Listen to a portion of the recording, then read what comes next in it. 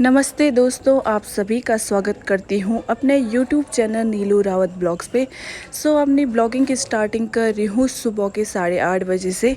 तो अभी मैं और अनुश्री जा रही थी छत की ओर, क्योंकि अनुश्री ने कल तोड़ दिया था गमले से एक बैगन, जो कि मैंने गमले में छिपा दिया था क्योंकि अनुश्री को खाना था, वो कच्चा है।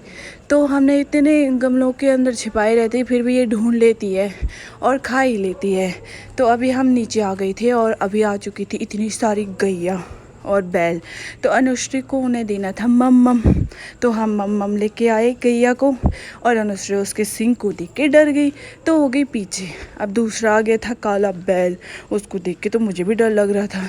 अनुश्री ने उसे खिला दिया मम, और अभी मम ख़त्म हो गया था तो अनुश्री उसके लिए ले आई रस, और फिर पीछे हो गए डर के मारे। तो अभी हमारे आगे थे कूड़े वाले भैया। सुबह सुबह तो अनुश्री बाहुबली की तरह दोनों डस्टबिन लेके आ गई थी गेट पे। तो ये आंटी हमारी धड़ाधड़ आ रही थी जल्दबाज में, और भैया लेके आ रहे थे कूड़े की गाड़ी। तो अनुश्री वेट कर रही थी, जल्दी जल्दी आ जाओ भैया। तो यहाँ पे हम लोगों ने अब डाल दिया था कूड़ा, और हम आ गए थे अंदर, और अनुश्री रोने लगी कि मुझे बाहर ही रहना है। बच्चे कितने रोते हैं बाहर जाने के लिए। तो पहले अनुश्री को करती हूँ चुप, फिर मिलती हूँ आप लोगों के साथ।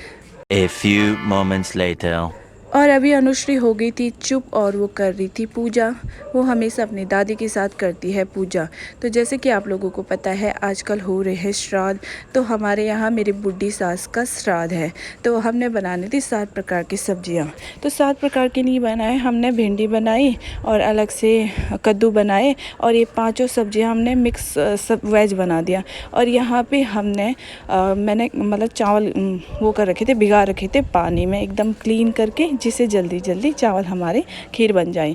तो अभी मैं जा रही थी मंदिर की ओर, मुझे वहाँ से लाना था घी मंदिर का, जो कि हम प्रसाद में यूज़ करते हैं। तो मैंने लगे हाथ वीडियो बना दी।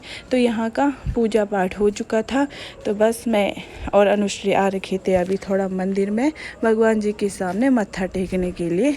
तो यहाँ पे अनुश्री भी जय महाराज कर रही थी हाथ जोड़ करके, कि ये भगवान मुझे जल्दी बड़ा बड़ा करना, और मुझ पे और मेरे घर वालों पे अपनी कृपा बनाए रखना। तो ये ज़्यादा मंदिर में खुश रहती है। और अभी आ गए थे हम किचन में।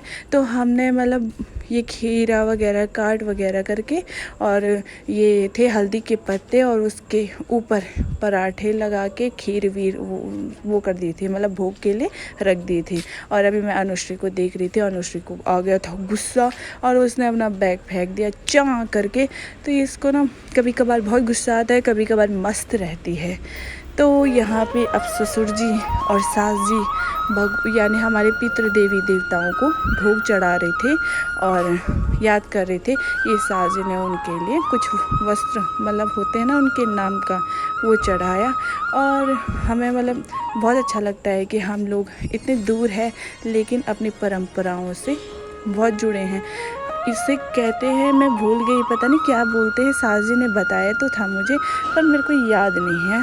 कमेंट करके बताना इस हरी घास को क्या बोलते हैं, और इसके मतलब बड़ा शुभ माना जाता है श्राद्ध में। और अभी मैं भोग चढ़ाने के लिए लेके जा रही थी छत में, क्योंकि घर गांव में ना कौवे होते हैं, कौवे को बाहर पे रख दिया, कौवा खा लेता है, पितृ देवी देवताओं मान करके वो खा लेते हैं। लेकिन यहाँ कौवे नहीं होते हैं, तो मैंने साइड में रख दिया रेलिंग में। तो यहाँ कौवे नहीं होते तो गिलहरी खा लेती है। तो मतलब जैसे भी हो पितृ देवी देवता किसी के भी रूप में आ सकते हैं। तो मैं यही कह रही थी, हे पितृ देवी देवताओं, अपना आशीर्वाद मुझ पे और मेरे परिवार पे बनाए रखना।